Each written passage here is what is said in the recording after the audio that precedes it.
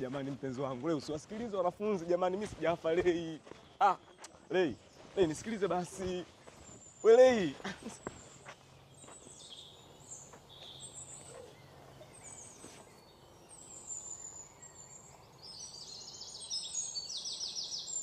Vipi? Poa. Nasikia shule kwenu kuna msiba. Yule bashi yako amefariki. Sasa unaenda kwenye msiba au? Kweli nilikuwa nataka niende.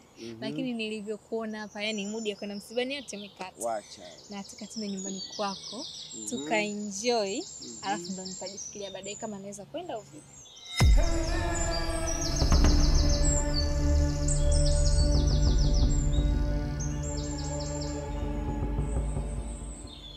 Lei. Huyu ni nani? So fresh bwana. Unajua mshikaji ulivyoishi naye unafikiri atakufikiria. Je, nenda kazike kwanza afu tutakuja geto, sawa? Bwana, bibi mwenzako nimekumisi. Kwanza mimi mtu mwenyewe nilikuwa simpendi yule. Lei. Hivi na maana ahadi zote tulizopanga ni sawa na bure.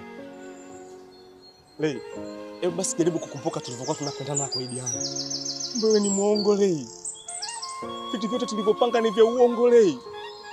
Wanafunzi wenzangu hawanioni, hawanisikii. Nitegemea basi hata utanisikia na kuniona pia.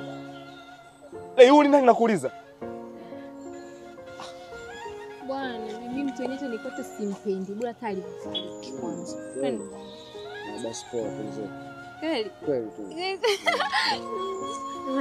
Ukienda unaenda? Ndio. Kweli.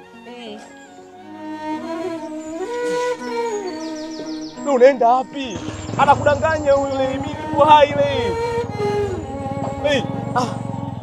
Lei. Unaenda wapi Lei? Mimi nipo mpenzi wako. Lei.